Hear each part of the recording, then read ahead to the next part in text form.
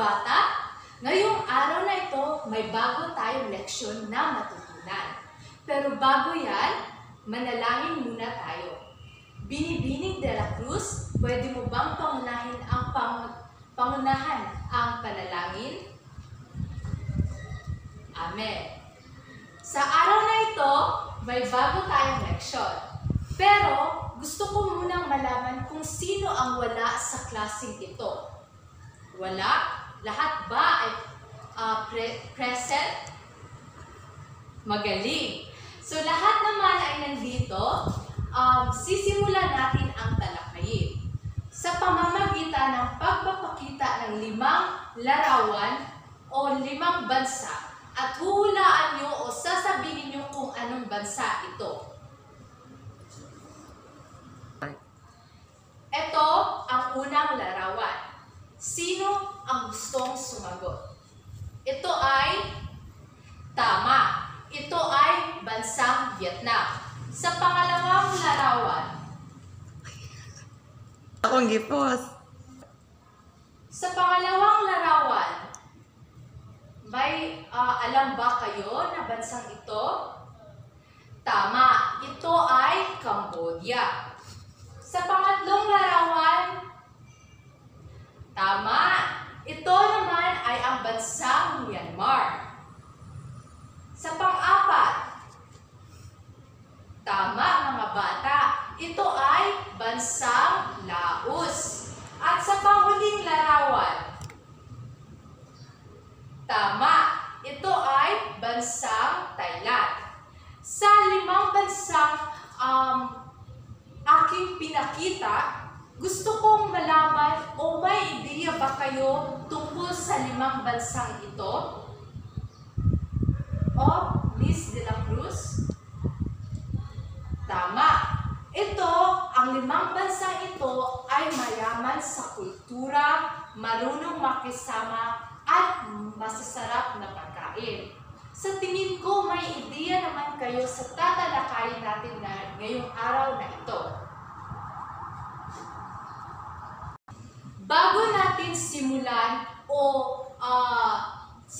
ang talakayin natin, babasahin muna natin ng sabay-sabay ang layunin. So, mga layunin sa pagkatuto.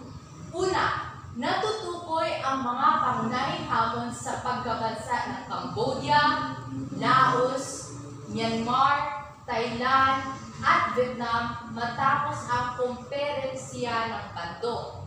Pangalawa, nakakapaghambing at nagko-kontrast ng mga impormasyon tungkol sa iba't ibang hamon mula sa 5 bansa sa Cambodia, Laos, Myanmar, Thailand, at Vietnam. At ang panghuli naman ay nagpapakita ng interes sa pag-aaral ng kasaysayan at mga kaugnayan nito sa kasalukuyang mga pangyayari. At ngayon, gusto kong basahin natin ito ng sabay-sabay. Pagkatapos ng makasaysayang Bandung Conference noong 1955, ang mga bansa sa Timog Silangang Asya ay nagsimula ng isang bagong kabanata sa kanilang kasaysayan. Ngunit ang kalayaan ay hindi nangangahulugang madali sa pag-unlad. Maraming hamon ang kanilang hinarap, mula sa pagtayo ng matatag na pamahalaan hanggang sa pag-ayos ng mga hidwaan ng bansa. Ito ay magsisilbing gabay sa pagtuklas ng pagsubok at tagumpay ng bansang Timog Silangang Asya. So, sa binasang teksto, ano ang natutunan nyo sa binasang tekstong ito? Tama, hindi madali ang pag-unlad sa mga bansang ito dahil sa pag-unlad ng kanilang bansa ay may mga pagsubok din silang hinarap bago umunlad ang bansa. Magaling. Dahil dyan, mag-groupings tayo ng 5 pangkat. Sa lahat ng klaseng ito, gusto kong bumilang kayo ng una hanggang pangalawa. Magsisimula tayo sa harapan. Una, pangalawa, pangatlo, pang-apat, at pang-lima hanggang sa panghulihan. Dahil may mga grupo na ang lahat, may grupo na ba ang lahat? Mabuti naman. Sa 5 grupong ito, nais ko ang group 1 dito, pangalawang pangkat, pang-3, pang-4, at sa huli ang pang-5.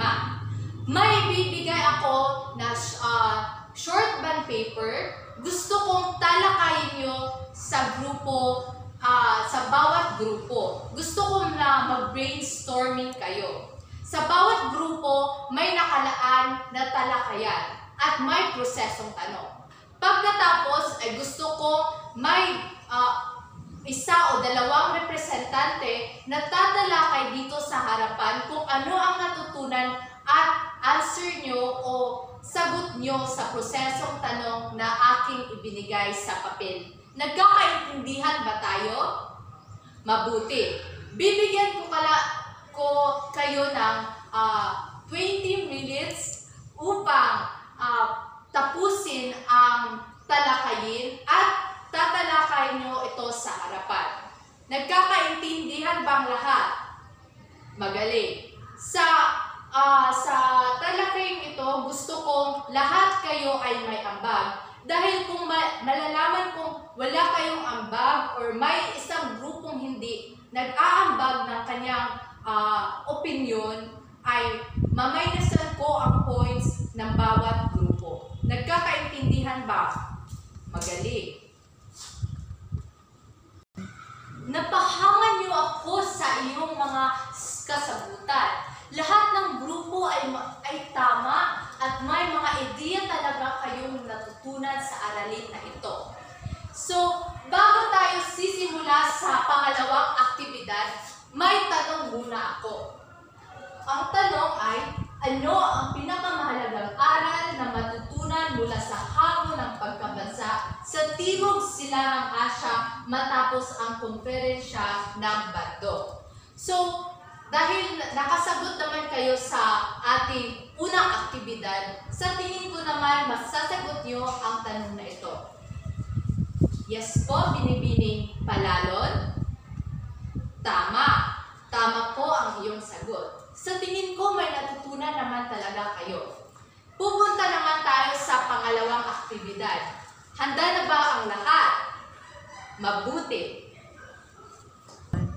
Sa pangalawang aktibidad, ito ay individual. Ito ay magsusulat lamang kayo ng salaysay tungkol sa paghahambing at pagkokontras ng mga impormasyon tungkol sa iba't ibang hamon mula sa 5 bansa. Gusto kong gawin nyo ito dito sa classroom na ito ng individual. So may rubrics tayo sa salaysay. Una, may originality. Ito ay 20%. Pangalawa, malinaw at wasto, 15%. Ikatlo, madaling maunawaan, 10%. Wastong gramatika, 5%. Kabuuan ay 50%. Bibigyan ko kayo ng 10 minutes upang trabahuin ito at ipapasa nyo ito sa akin ngayon. Nagkakaintindihan ba tayo? Mabuti. Mabuti at ipasa nyo ito sa harapan dahil i-check ko ito pagkatapos. So, nagtapos na ang ating klase ngayong araw na ito. Pero bago iyan, may takdang aralin muna akong sasabihin. Sa takdang aralin ito, hindi kayo susulat ng sanaysay o gagawa ng report. Pero gusto kong mag-advance reading kayo sa ating panibagong leksyon bukas. Ipopost ko lamang ito sa Google Classroom upang mapag-aralan nyo ng advance dahil bukas ay may short quiz tayo kung ano ang natutunan nyo sa binasa o nagbasa ba kayo sa aking binigay na aralin. Nagkakaintindihan ba tayo? Dahil kung hindi, pwede kayong magtanong. Wala na? Maraming salamat.